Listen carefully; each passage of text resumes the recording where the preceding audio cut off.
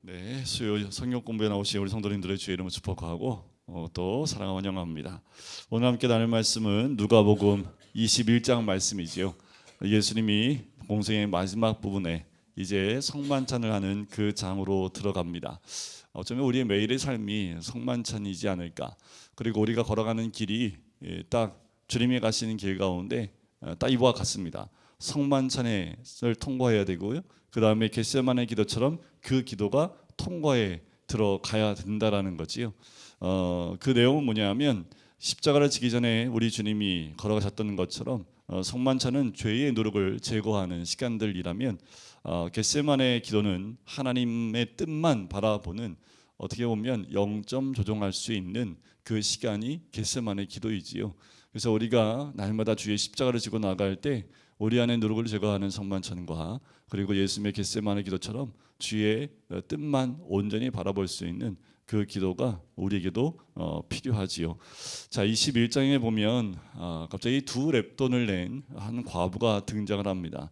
이거는 마가복음 12장에도 나왔지요. 마가복음 12장에 보면 그 앞의 내용이 서기관들을 삼가하는 똑같은 메시지, 누가복음 20장 끝에 나오는 그 내용과 함께 등장합니다.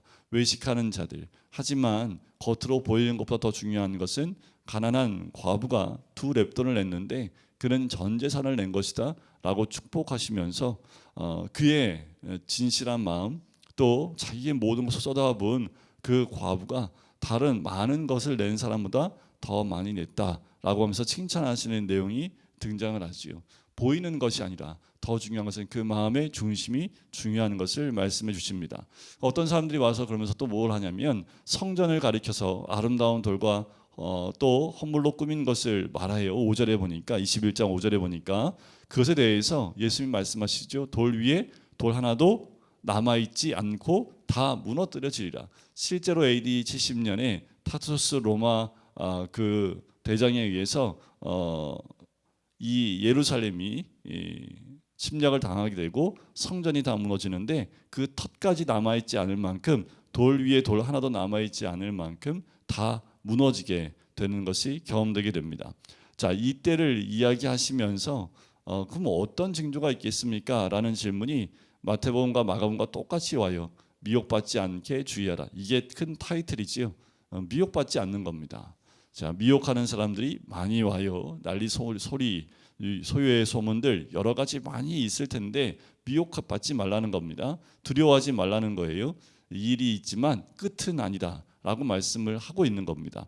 매 시대마다 이런 일들은 반복해서 일어나고 있지요. 지금도 마찬가지입니다. 두려워할 것이 아니라 미혹당하지 않고 아직 끝이 되지 않았기에 우리는 깨어 준비하라고 말씀합니다. 환란의 징조에 대해서 얘기하지요. 민족이 민족을 나라가 나라를 지진과 기근과 전염병 이 모든 것이 올 텐데 더 중요한 건 뭐냐 하면 믿음이 있는 너희를 사람들이 잡아서 넘기리라 미워하겠다라고 말씀을 합니다. 심지어 가정 안에서 가족 안에서 그런 일들이 벌어지겠다라고 말씀을 하고 있는 거예요. 17절에 보면 너희가 내 이름으로 말미암아 모든 사람에게 미움을 받을 것이나 미움 받는 건 왜 나한테 이런 고난 주세요 그러지 마세요. 당연한 겁니다. 믿음 때문에 내가 교회 다니는 것 때문에 예수 그리스도를 믿는 믿음 때문에 당하는 미움은 당연한 겁니다. 그냥 당연하게 생각하시면 돼요. 더 중요한 건 뭐예요? 머리털 하나도 상하게 하지 않겠다 말씀하십니다. 너희가 인내로 너희 영혼을 얻겠다. 너희 목숨을 얻겠다 말씀하시는 거지요. 자, 그러면서 예루살렘이 어떻게 파멸되는지 그때 너희는 어떻게 해야 되는지 그 부분을 말씀을 하시면서 무화과 나무 비유에 대한 교훈을 똑같이 하세요. 자, 29절에 보면 무화과 나무와 모든 나무를 보라 하면서 그 나무의 변화를 보고 너희가 여름이 가까운 줄 자연히 알지 않느냐라는 거지요. 우리도 1년에 보면 5월달이 되면 장미꽃을 피는 걸 보고 5월달이 됐다, 가정의 달이 됐다라고 말씀을 드릴 수 있고 또 그 전에는 뭘까요? 개나리가 피면 3월달 봄이 오고 있구나라고 우리가 아는 것처럼 시대의 변화에도 깨어서 보라고 말씀을 하고 있는 겁니다. 그러면서 항상 기도하며 깨어 있으라고 말씀하신 34절입니다. 이건 누가복음에만 나와 있는 말씀이지요. 1절에 보면 너희는 스스로 조심하라. 그렇지 않으면 방탕함과 술 취함과 생활의 염려로 마음이 둔하여지고 뜻밖의 그날이 덫과 같이 너희에게 임하리라 라고 얘기합니다. 자, 방탕함과 술 취함과 생활의 염려로 마음이 둔하여지는, 중요한 거는 앞에보다 더 중요한 건 뭐예요? 마음이 둔하여진다라는 겁니다. 우리가 무엇으로 우리의 마음이 둔하여지는지를 좀 보실 필요가 있습니다. 내가 무엇으로 하나님을 향한, 또 하나님의 뜻에 대한, 그리고 믿음에 대해서 마음이 둔하여지는지를 볼 필요가 있습니다. 대표적인 것은 방탕함, 술 취함, 생활의 염려인데, 우리가 무슨 뭐 방탕함이 있겠어요? 뭐 술 취함이 있겠습니까?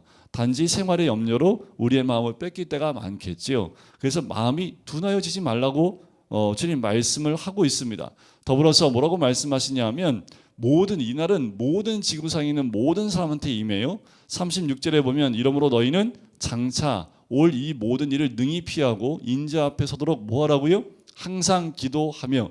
그러니까 마음이 둔해지지 않을 수 있는 건 뭐예요? 항상 기도하는 겁니다. 항상 기도하면 마음이 둔해지지 않아요. 마음이 둔해지기 시작하면서부터는 기도하는 자리에 있지 않게 되지요. 항상 기도하며 깨어 있으라 하시니라. 깨어 있는 겁니다. 우리 주님 마지막 때에 늘 말씀하시는 것은 깨어 있어야 된다는 거지요. 둔하여지지 말고 깨어 있어라 라고 말씀하는 거예요. 우리의 마음이 나눠지지 않기를 원하는 거지요.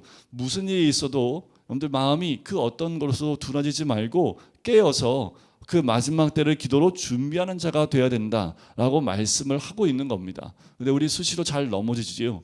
마음이 많이 둔하여질 때가 많지요. 여러분들 진리 외에는 그냥 그러려니 하세요. 진리 아닌 것에 목숨을 걸 필요 없습니다. 우리가 너무 진리 아닌 것에 마음을 쏟다 보면 진리를 외면할 때가 있습니다. 진리가 아닌 거에 대해서, 복음이 아닌 거에 대해서는 그냥 포기하기도 하고 그냥 넘기기도 하는 거지요. 손해를 입기도 하는 거예요. 복음만큼 우리가 지켜야겠지요. 그 복음에 깨어 있으면 기도하고 또 마지막 때에 깨어 있는 자로 설 수 있게 되는 거지요. 자, 예수께서 그리고 다시 성전에서 가르치시고 밤에는 감람원이라는 산에서 쉬시지요. 자, 38절 마지막 절에 보면, 모든 백성이 그 말씀을 들으려고 이른 아침에 성전에 나아가더라. 예수님 중심으로 그 말씀을 배우려고 사람들이 몰려듭니다. 그와 동시에 22장 1절에 유월절이라 하는 무교절이 다가옵니다. 자, 유월절이 시작하면서, 유월절 그 날이 시작하면서 무교절이 쭉 연결이 됩니다. 무교절의 역할이 뭐냐면 집안에 있는 누룩을 다 제거하는 날이 이 무교절입니다. 이스라엘 민족이 애굽에서 나아갈 때 누룩 넣지 않는 빵을 가지고 나갔다는 것을 기념하기 위해서 무교절을 지내는데, 이 무교절은 집안에 있는 누룩을 싹 다 없애는 거예요.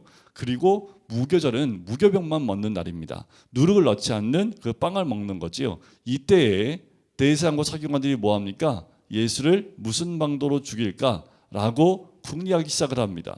자, 마태복음에도 말씀드렸지만 이쯤 되면 모든 분위기가 예수님을 십자가하기 위해 세우는 분위기로 다 몰려갑니다.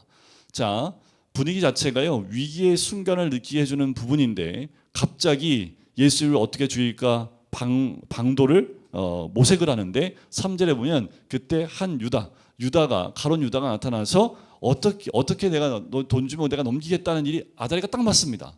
지금 예수님을 죽이려고 하는 그 방도를 구할 때 가룟 유다가 사탄이 그 마음에 쑥 들어가지요. 3절에 보면 유다에게 사탄이 들어가니라. 그런데 유다에게 어떻게 사탄이 들어갔을까요? 사탄이 뭐 이쪽 들어갔다 저쪽 들어갔다 사람들 마음에 들어갔다 나갔다 이게 가능해요? 그렇지 않은 거지요. 중요한 건 유다가 사탄이 들어갈 수 있는 마음이 되어져 버린 겁니다. 그래서 우리 마음이요, 사단이 들어올 수 있는, 사단이 우리에게 생각을 넣어줄 수 있는 그런 마음 상태가 되지 않도록 주의하는 것이 중요하겠지요. 예수님이 공생의 가운데 시작할 때, 시험 받을 때 사단의 세 가지 시험을 받고 이기시고 난 다음에 사탄이 떠납니다. 그리고 이 22장 3절처럼 유다에게 사탄이 다시 들어와요. 자, 그래서 어떻게 예수를 넘겨줄까 하고 5절에 보니까 그들이 기뻐하고 돈 주기를 언약하지요.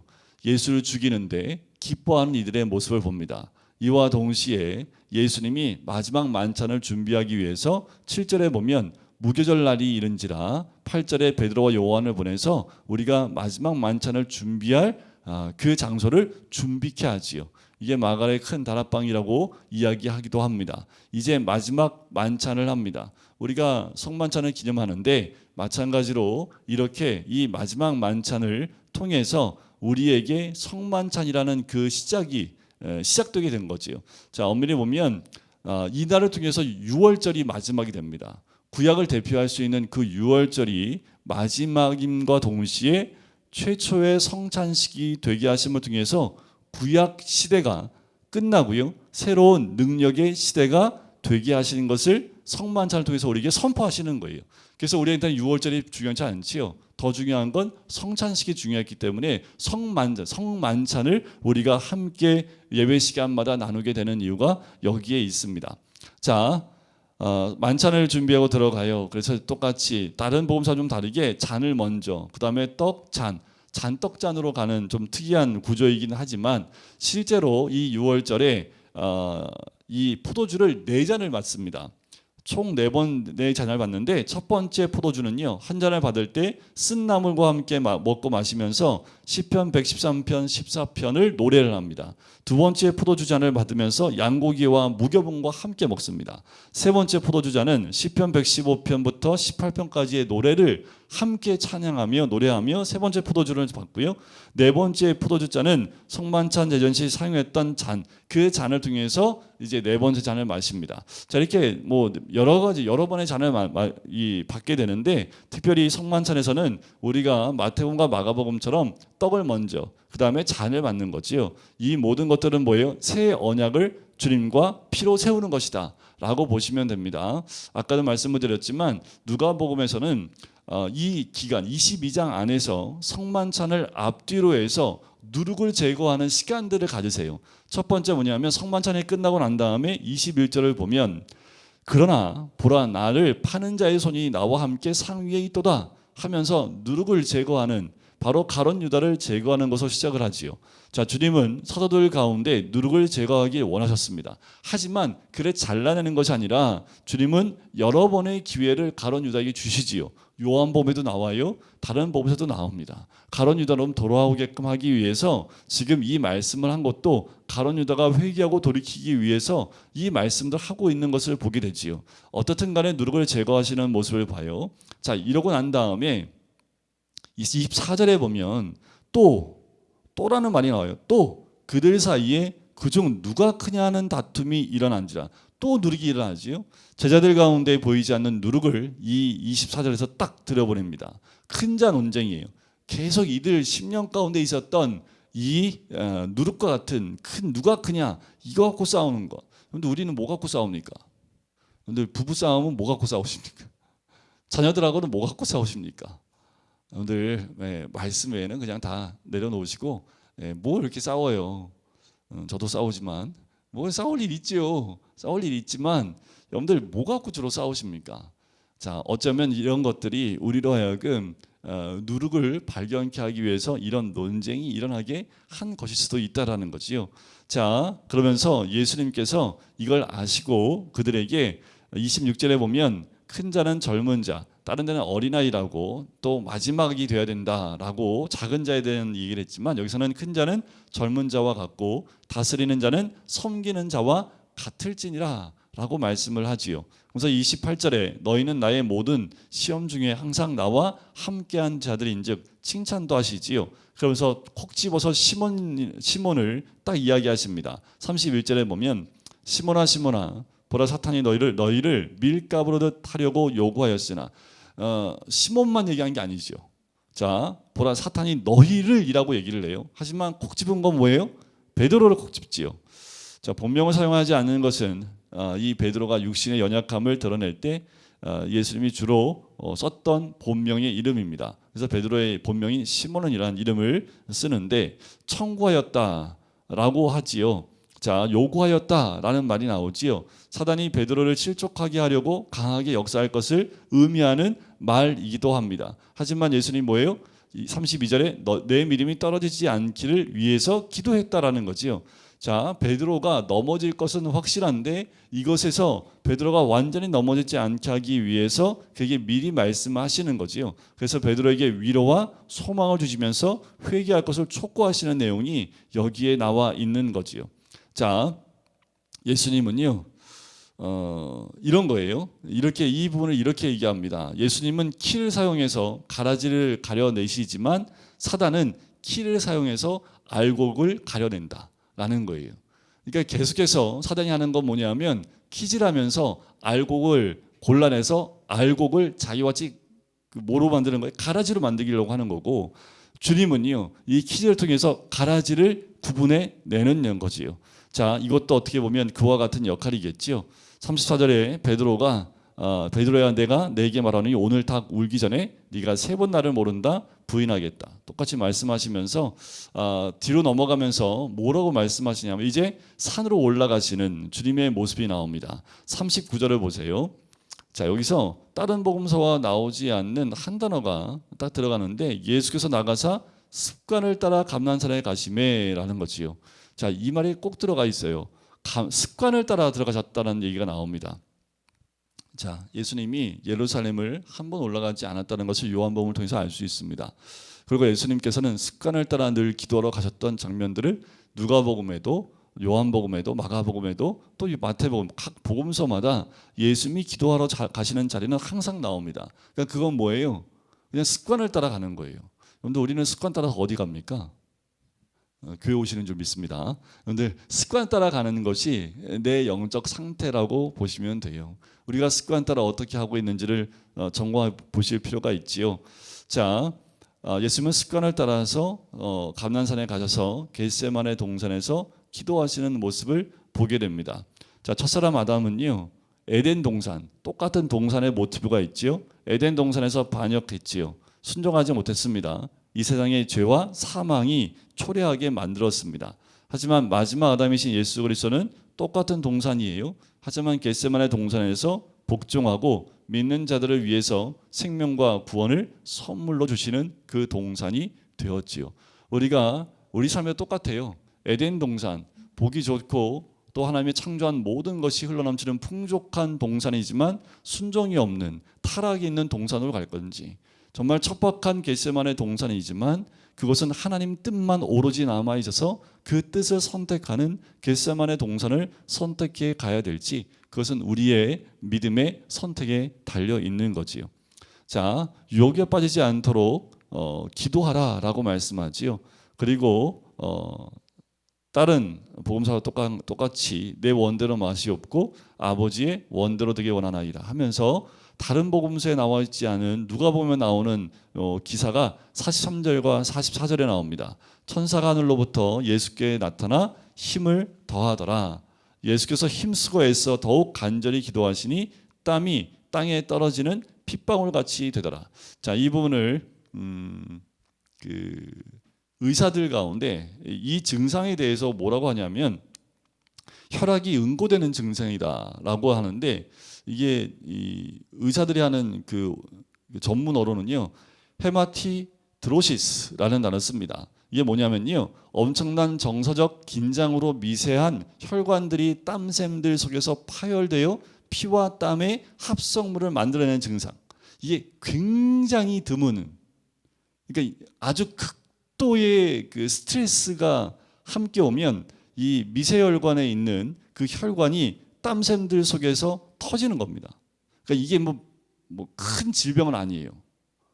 근데 이런 일이 가끔 있는데 거의 일어나지 않는 일. 그런데 이런 증상이 있기 때문에 의학에는 이런 이것에 대한 병명에 대한 것들이 설명이 되어져 있습니다. 그러니까 예수님이 이 기도하실 때 얼마나 고도의 스트레스와 집중과 이 모든 것 가운데 기도를 하셨는지를 알 수 있는 거지요. 자, 그리고 겟세마네 기도가 끝난 다음에 가룟 유다가 오게 되고, 그리고 예수님이 잡혀가시게 됐지요. 잡혀가는 순간에 51절에 보면 베드로가 대제사장의 종의 그 말고의 귀를 쳐서 떨어뜨리지요. 그것을 고쳐주시는 장면이 나오는 것을 보게 됩니다. 자, 이 순간 세 사람이 오버랩됩니다. 세 사람이 동시에 등장하는데 가룟 유다, 베드로, 예수님이지요. 자, 우리 모두는 인생을 살아가는 동안에 유다처럼 거짓말을 할지, 베드로처럼 싸울지, 또는 예수님처럼 하나님의 뜻에 복종할지를 결단해야만 하는 그 순간들이 늘 우리에게 와요. 우리가 무엇을 선택하든지 선택하게 되어져 있고 그 가운데 우리가 어떤 걸 선택하든지 선택한 것에 대한 결과물을 얻게 됐지요. 하지만 가룟 유다처럼 베드로처럼 선택하는 것이 아니라 하나님 뜻만 보고 복종하고 순종하는 것이 우리가 선택해야 될 모습이기도 하지요. 자, 베드로가 예수님을 모른다고 부인한 장면이 54절에 등장을 합니다. 자, 실패를 향한 베드로의 발걸음이 등장하는데, 자, 54절에 한번 보세요. 예수를 잡아 끌고 대제사장의 집으로 들어갈새 베드로가 어떻게 따라가요? 멀찍이 따라갑니다. 멀찍이. 자, 이 모습 광경에서도 지금 베드로만 따라가는데 다른 모험서에 보면 사도 요한도 따라갑니다. 베드로가 이제까지 예수를 따를 때는 늘 어디에서 따랐을까요? 늘 근거리, 늘 옆에, 늘 옆에서 수제자의 모습으로 따라다녔는데 이날만큼은 어때요? 멀찍이 따라간다는 거죠. 베드로가 그만큼 지금 영적 상태라든가 이제 곧 시험에 넘어지겠다라는 것을 우리는 감지해 볼 수 있는 거죠. 우리가 주를 따를 때는요, 멀찍이 따라서는 안 됩니다. 이왕 따르려면 어떤 상황이든, 좋은 상황이든 아니면 고난의 상황이든 예수님 곁에서 따라가는 것이 제자의 모습이어야겠지요. 자, 그때 베드로가 3번이나 부인하고 그리고 뭐합니까? 맹세하고 저주하는 모습이 등장하지요. 그때 61절에 보면 주께서 돌이켜 베드로를 보시니, 이것도 누가 보면 나옵니다. 다른 복음서는 그냥 그가 그렇게 한 다음에 예수님의 말씀이 생각나 나가서 통곡하는 장면이 나오는데, 이 3번의 부인하는 모습을, 부인한 걸 보고 부인하는 걸 듣고 예수님이 베드로를 딱 쳐다보세요. 근데 그 순간에 베드로도 예수님의 눈이 딱 마주치는 거예요. 마주치면서 베드로가 주의 말씀이 딱 떠오르는 거죠. 오늘 닭 울기 전에 네가 3번 나를 부인하리라. 이때 예수님의 눈동자는 어떤 눈동자였을까요? 내 너무 자식, 그렇게 얘기했는데 이런 눈동자였을까요? 어떤 눈동자로 예수님이 쳐다보고 계셨을까? 주께서 돌이켜 베드로를 보시는 그 장면. 전에도 제가 성경 공부할 때 늘 말씀드렸던 건데, 이때 다른 거 말고 예수님의 눈동자를 그림으로 표현할 수 있다면 아마 명작이 될 겁니다. 그 눈동자에 예수님의 모든 생각을 담을 수 있는, 아마도 예수님은 아무 말씀 안 하셨거든요. 근데 그냥 베드로만 쳐다봤는데 베드로가 눈이 마주쳤는지는 모르겠습니다. 그런데 그 모습 가운데 어떻게 해요? 그 말이 생각이 난 거지요. 오늘 닭 울기 전에 3번 나를 부인하리라 라고 생각이 난 겁니다. 자, 그리고 밖에 나가서 심히 통곡하지요. 자, 64절에 보면 그의 눈을 가리고 물어 이르되 선지자 노릇하라, 너를 친 자가 누구냐 하면서 예수님이 지금 고난당하고 계시는 그 모습, 희롱당하는 모습이 계속 등장을 하지요.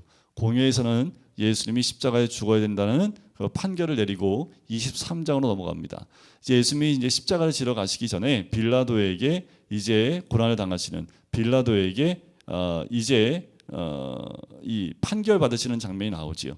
실제로 본디오 빌라도는요, AD 26년에서 36년까지 유대 총독을 봉직했던 사람으로 등장합니다. 그 사람의 성격은요, 이중적 성격을 소유한 사람으로 등장하고요. 예수 그리스도의 진리의 말씀이 그에게 전율을 주고 있지만 그래도 불구하고 사형 선고를 번복하지 못한 사람으로 등장을 하지요. 올바른 정치인보다 인기 있는 정치가가 되기를 원했던 사람, 자신의 명성에 더 큰 관심을 가졌던 사람이 빌라도였습니다. 그래서 빌라도가요, 예수님이 죄 없다고 몇 번이나 반복합니다. 도와주겠다고 몇 번이나 반복하는 모습을 볼 수 있어요. 자, 예수님을 고발했던 내용을 보면 23장 2절에 보면 이 사람을 보매 우리 백성을 미혹하고 가이사에게 세금을 바치는 것을 금하고 자칭 왕 그리스도라 하더이다. 백성을 미혹한 적도 없고요. 세금 바치는 것 금하라고 말한 적도 없고요. 내가 왕이라고 본인 스스로 말씀하신 적도 없고요. 그러니까 이 모든 것들이 허황되다라는 것을 빌라도가 알아요. 빌라도도 귀가 있는데 못 듣겠습니까? 빌라도가 네가 유대인의 왕이냐 했더니 내 말이 옳도다 라고 말씀을 해요. 그럼에도 불구하고 4절 끝에 보면 이 사람에게 죄가 없다라고 선포를 하지요. 무리가 더 강하게 얘기합니다. 결국 이 무리의 소리에 지게 되지요. 그런데 마침 그때 당시에 헤롯이 그 관할에 예수님께서 나사렛 동네 분이었기 때문에 그 지역을 담당하고 있는 헤롯이 가까이 온 줄 알고 헤롯에게 보냅니다. 이것도 누가 보면 나오는데 헤롯이 예수를 되게 보고 싶어 했어요. 자, 첫 번째는 뭐냐면 세례 요한을 헤롯이 죽였잖아요. 그런데 지금 예수님이 나왔는데 예수님이 능력을 나타내니까 혹시 내가 죽인 세례 요한이 다시 살아난 거 아니냐 이런 오해를 했었기 때문에 예수님을 너무 보고 싶어 했었습니다. 또 많은 이적을 베푸시는 예수님을 보고 싶은 이유는 딱 한 가지예요. 그 이적을 보고 싶은 거죠. 그래서 8절에 보면 이는 그의 소문을 들었으므로 보고자 한지 오래였고 또한 무엇이나 이적 행하심을 볼까 바랐던 영혼. 그러니까 이적 가지고 예수님을 믿지 않습니다. 죽었다 살아난 사람이 옆에 있어도요 안 믿어요. 그걸 봐도요 절대로 사람은 돌이키지 않습니다. 이게 예수님이 아무 말도 안 하십니다. 이적도 행하지 않으세요. 자, 12절에 보세요. 헤롯과 빌라도가 전에는 원수였지만 당일에 서로 친구가 됩니다. 참 예수님은 이런 놀라운 이적을 행하십니다. 서로 원수지간을 친구로 만드는 그 마지막 이적을 행하시는 모습이 등장하지요. 그리고 빌라도에게 다시 보내요. 14절 끝에 보니까 이 사람에게 죄를 찾지 못하였다. 16절에 때려서 놓겠노라 라고 얘기하지요. 22절 끝에 나는 그에게서 죽일 죄를 찾지 못하였나니 때려서 놓으리라. 죄를 못 찾았다라고 3번이나 얘기를 합니다. 하지만 사람들의 요구가 너무 심했기 때문에 그것에 지는 척 그들에게 넘겨주게 되지요. 그리고 십자가를 지게 됩니다. 26절을 보세요. 그들이 예수를 끌고 갈 때 시몬이라는 구레네 사람이 시골에서 오는 것을 붙들어 그에게 십자가를 지워 예수를 따르게 합니다. 자, 다른 복음서에서 제가 이 시몬에 대한 이야기를 하지 않았는데 이 구레네 시몬은요 아프리카에서 1300km를 여행해서 여기까지 온 거예요. 그러니까 굉장히 오랜 시간을 걸려서 예루살렘에 온 것을 알 수 있고요. 자, 지금 거기서 와서요 오자마자 뭐 한 거예요? 자, 죄인의 십자가를 지게 되는 거죠. 이때 이 십자가는 어떤 의미가 있습니까? 굉장히 수치스러운 거예요. 이 십자가의 죽음 자체를 사람들이 원하지도 않고 쳐다보기도 원치 않는 것이 십자가인데 지금 거의 강제로 반강제로 아니가 완전히 강제로 십자가를 지게 하고 그 죄인이라고 하는 예수님의 죄패를 목에 걸고 가시는데 그 뒤를 따라가게 합니다. 자, 시몬에게 비극 같은 상황은 어쩌면 놀라운 기회를 제공했지요. 실제로 이 일을 통해서 예수를 만나게 됩니다. 그리고 이 가정이 다 구원을 얻게 됐지요. 어떻게 알 수 있냐면 로마서 16장에 보면 이 구레네 시몬의 아내가 나오고요. 그 둘째 아들 이름이 등장을 합니다. 그리고 사도 바울이 소개할 정도로 굉장히 신앙의 가정이 된 것을 알 수가 있습니다. 자, 여기서 우리가 한 가지 알 수 있는 건 뭐냐면 하나님께서는요 지금도 사람들을 구주께로 인도하기 위해서 예상치 못한 상황과 험난한 상황, 심지어 수치로운 상황까지도 사용하셔서요 우리를 그 복음 가운데 인도할 수가 있습니다. 그건 아무도 모르지요. 어떤 사람은 그냥 복음 전도자의 그 복음만 듣고도 주께로 돌아올 수도 있는데 어떤 사람은 정말 수치를 당하는 그 순간을 통해서 예수님을 구주로 영접하게 하는 사건들도 있다라는 거예요. 만약에 이때 구레네 시몬이 이 십자가를 지지 않았다면 이가 예수 그리스도를 믿는 가정이 될 수 있었겠습니까?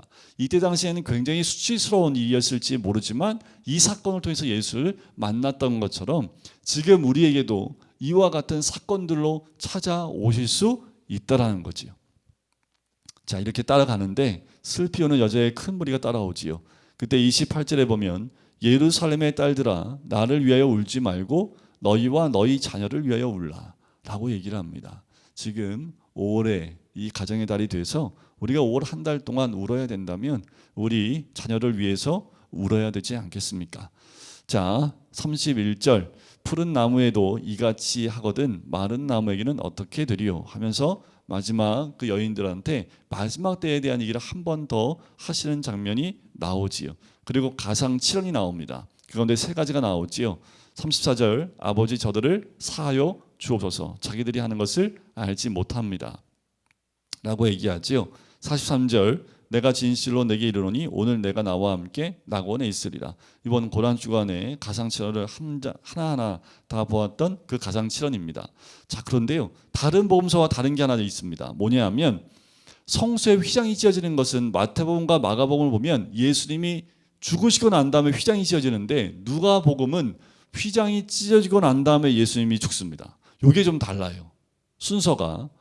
누가는 이 순서를 정확하게 확인하고 적었기 때문에 이게 그 뭐가 맞냐 틀리냐가 중요한 것이 아니라 이 휘장이 찢어지는 그 의미에 초점을 더 많이 두었다라고 보시면 되겠습니다. 자, 6시부터 44절에 보면 제6시쯤 되어 하늘의 빛을 잃고 어둠이 임하고 오후 3시 제9시까지 계속되지요. 그러면서 성소 휘장이 찢어지는과 동시에 예수님이 아버지여 내 영혼을 아버지 손에 부탁하나이다 말씀하시고 그리고 돌아가시지요. 자, 휘장이 찢어지는 그 의미에 대한 부분들, 예수 그리스도의 그 몸이 찢어진다는 의미가 되기도 하지요.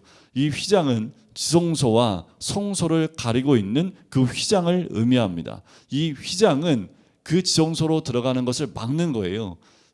이 지성소로 들어가는 건데 1년에 한 번 대제사장만 들어갈 수 있는 그 길이 열리는 거지요. 그것은 온 이스라엘 민족의 죄를 사하기 위해서 대속죄일날 한 번 들어갑니다. 그런데 이 휘장이 찢어졌다는 건 뭐예요? 이제 누구든지 들어갈 수 있는 길이 열렸다는 것을 우리에게 알려주고 있는 거지요. 자, 이렇게 예수님이 숨지시고 난 다음에 47절에 보면 백부장이 보고 하나님께 영광을 돌립니다. 이방인인 백부장도 이 모든 된 일을 보고 하나님께 영광을 돌리고요. 다른 복음서와 다르게 여기서는 이 사람은 정녕 의인이었다라고 고백을 합니다. 다른 복음서에는 하나님의 아들이었다라고 고백하는 것으로 알 수 있지요. 자, 그리고 50절에 공의 의원으로 선하고 의로운 요셉이 등장을 하지요. 그리고 51절에 보면 그는 유대인의 동네 아리마대 사람이요 그리고 하나님의 나라를 기다리는 자라라고 소개를 하면서 예수님을 이 무덤을 예수를 위해서 내어놓는 그의 모습을, 그래서 예수의 시체를 거기에 두게 되지요. 자, 여기서 우리가 한 가지 조금 더 볼 수 있는 게 뭐냐면 하나님께서요 창조를 하실 때 며칠 동안 창조하셨나요? 총 6일 동안 창조를 완성하시지요. 자, 예수님이 십자가에서 죽으실 때 몇 시간 동안 십자가에 달려 계셨나요? 오전 9시부터 오후 3시까지 6시간 동안 십자가에 달려 계셨지요. 자, 6일 동안 예창조가 완성하시고 안식했던 것처럼 예수님은 6시간 동안 구원의 새 창조를 이루시고 난 다음에 요셉의 무덤에 안식하는 장면과 연결이 됩니다. 자, 창세기 1장에서는 6일 동안의 창조 이후에 안식했고 예수님은 6시간 만에 십자가에서의 하나님의 뜻을 온전히 이루시고 난 다음에 무덤에서 안식하는 장면과 오버랩해서 볼 수 있는 장면이 있죠. 자, 그리고 3일 동안 우리 주님이 이 무덤에 계실 때, 자, 24장 마지막 장입니다. 자, 안식 후 첫날 새벽에 여자들이 향품을 가지고 무덤에 가지요. 7절에서 보면 그 무덤에 갔을 때 한 여인만이 예수님을 만난 장면이 나오지요. 인자가 죄인의 손에 넘겨져 십자가에 못 박히고 제3일 살아나리라 하셨느니라 하는데 이 예수의 말씀을 기억하고 11사도들 9절에 보면 이 모든 것을 11사도와 다른 모든 이에게 알리지요. 이때 가셨던 여인들의 이름이 10절에 등장합니다. 자, 그것보다 더 중요한 건 13절입니다. 이게 뭐냐면 엠마오로 내려가는 제자들의 모습이 이 누가복음에만 나와요. 자, 그날에 그들 중 둘이 예루살렘, 둘이 누군지 모르겠어요. 그런데 예루살렘에서 25리 되는 엠마로 하는 마을로 갑니다. 그 가운데 한 사람의 이름은 등장합니다. 18절에 보면 등장하죠. 그 한 사람인 글로바라 하는 자가 대답합니다. 자, 그들이 내려가는데 뭐 갖고 얘기할까요? 내려가면서 예수님의 그 사건을 얘기하고 있겠죠. 그런데 문득 누군가 함께 동행합니다. 함께 동행하면서 물어요. 17절에 보니까 너희가 길 가면서 서로 주고받는 이야기가 무엇이냐? 그랬더니 두 사람이 슬픈 빛을 띠면서 대답을 합니다. 예루살렘에 있었던 얘기를 모르십니까? 하면서 19절 무슨 일이냐? 그래서 나사렛 예수의 일에 대해서 이야기하는 장면이 나오지요. 쭉 얘기를 합니다. 가서 얘기를 주고받고 막 얘기를 해요. 근데 25절에 미련하고 선자들이 말한 모든 것을 마음에 더디 믿는 자들이여 하면서 그리스도가 26절 이런 고난을 받고 자기 영광에 들어가야 할 것이 아니냐라고 말씀하는 거예요. 이 부분은 아마도 학자들에 의하면 이사야 53장, 바로 그리스도의 고난이 적혀 있는 이사야 53장을 이들에게 설명해주고 있다라고 보는 거지요. 27절에 보면 이에 모세와 모든 선지자의 글로 시작하여 모든 성경에 쓴 바 자기에 관한 것을 자세히 설명하시니라. 자, 모세와 모든 선지자의 글은 구약을 의미합니다. 율법과 선지자와 같은 의미로 이야기하기 때문에 모세는 율법이지요, 선지자지요. 그러니까 구약 전체를 통해서 그리스도에 대해서 이야기하는 것을 자세히 설명합니다. 그러니까 두 제자가 가다가 이제 묵을 때가 되니까, 잠을 자야 될 때가 되니까 강건하여 우리와 함께 합시다 해서 이제 함께 유하러 들어갑니다. 30절 그들과 함께 음식을 잡수실 때에 떡을 가지사 축사하시고 떼어 그들에게 주심에 눈이 밝아집니다. 떡을 줌에 눈이 밝아져요. 그리고 예수님이 보이지 않습니다. 그때 32절 이들이 이렇게 얘기합니다. 길에서 우리에게 말씀하시고 우리에게 성경을 풀어주실 때에 우리 속에서 마음이 뜨겁지 아니하더냐라고 얘기를 해요.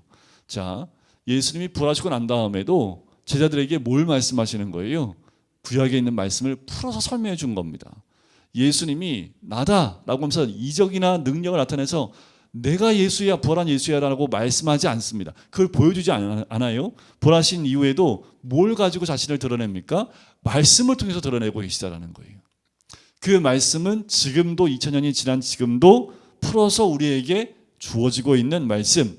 이때 당시에 두 제자에게 그 말씀이 풀어질 때에 마음이 뜨거워지는 것처럼 우리가 말씀 안에 거할 때에 말씀 안에서 예수 그리스도를 만나야 그 마음이 뜨거워질 수 있는 거지요. 우리가 그래서 늘 주님 안에 거한다는 것은 말씀 안에 거하고 말씀을 가까이 하고 깨달아가는 것을 의미합니다. 제자들이 다시 돌아옵니다. 예루살렘에 돌아와서 자기들이 있었던 이야기를 함께 나눠요. 그때 36절 제자들이 안 믿죠. 그들 가운데 예수님이 서십니다. 36절 너희에게 평강이 있을지어다. 사람들이 놀라고 무서워합니다. 또 뭐라고 생각해요? 귀신으로 생각은 안 해요. 영으로 생각하지. 자, 38절 어찌하여 두려워하며 어찌하여 마음에 의심이 일어나느냐. 두 번이나 어찌하여 두려워하며 어찌하여 마음에 의심이 일어나느냐. 좀 봐라, 내가 부활한 예수다라는 것을 직접 보여주시지요.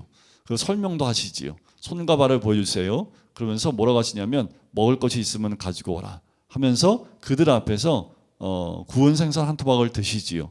그리고 받으사 그 앞에서 잡수시는 모습이 나옵니다. 그 제자들이 그 모습을 보면서 부활하신 예수님인 것을 더 눈으로 확인하게 되는 거지요. 자, 여기서 우리가 이제 한 가지 깨달은 것은 부활체가 됐을 때 부활 이후의 모습이 어떠한지를 이 예수님의 모습을 통해서 우리는 짐작해 볼 수 있는 거지요. 자, 그러면서 44절을 보세요. 내가 너희와 함께 있을 때에 너희에게 말한 바 모세의 율법과 선지자의 글과 시편에 나를 가리켜 기록한 모든 것이 이루어져야 하리라 한 말이 바로 이것이라. 이것이라는 게 뭐예요? 부활이라는 거예요. 이것을 얘기하는 것이다 라는 거지요. 성경에서 말하는 것이 바로 이것이다 하면서 45절 그들의 마음을 열어서 성경을 깨닫게 하십니다. 그래서 여러분들 성경 말씀을 읽을 때나 또 말씀을 들을 때 기도할 때 이렇게 기도하시는 거예요. 하나님, 우리의 마음을 열어서 말씀을 깨닫게 해달라는 기도가 있어야 합니다. 아무리 말씀을 많이, 여러분들 아무리 석박사를 해도요, 마음이 열리지 않으면 성경 말씀을 깨달을 수가 없습니다. 아무리 초등학교를 안 나오고 난 놓고 기억자를 모르는 분이라 할지라도 주님이 그 마음을 열면요, 말씀이 다 깨달아져요. 그러니까 우리 마음이 열려서 성경이 깨달아지는 것은 하나님의 역사이기도 합니다.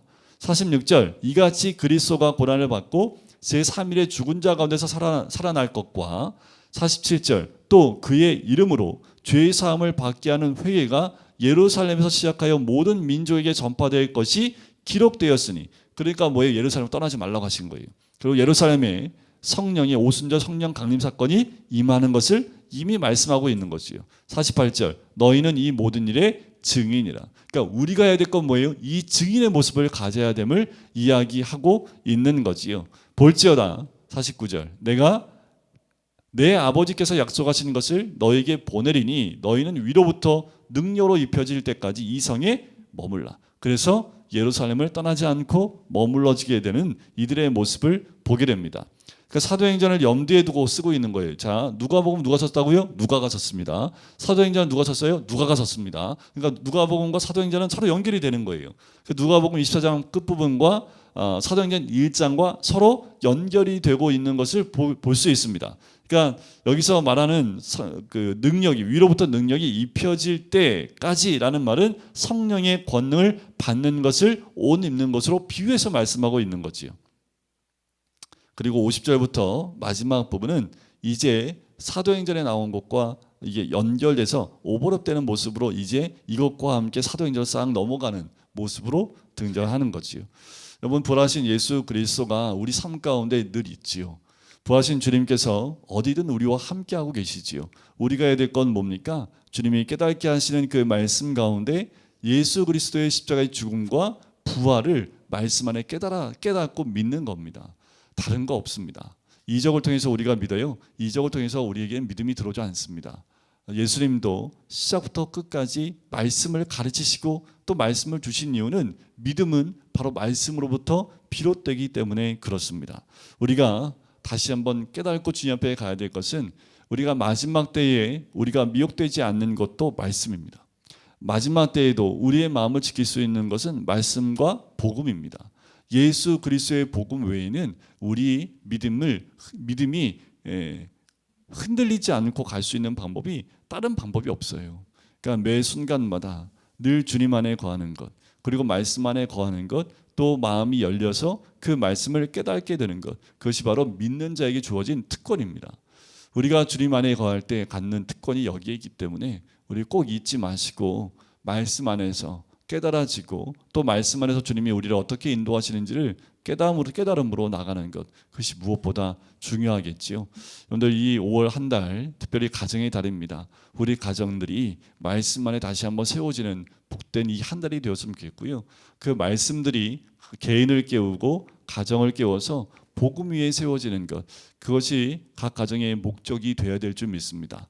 그래서요, 우리 가정이 겟세마네 동산이 되어야겠지요. 우리가 기도할 땐 에덴 동산이 되기를 원하는 마음도 있지만 그 에덴 동산은 좋은 의미의 에덴 동산이지요. 하지만 더 중요한 건 뭐예요? 순종이 이루어졌던 그 겟세마네 동산처럼 순종이 이루어지는 가정이, 우리 가정이 동산이 될 수 있도록 기도하는 것, 그것이 바로 이번 5월 한 달 동안 우리가 가정을 위해서 기도해야 될 또한 기도의 제목이 되어야 될 줄 믿습니다.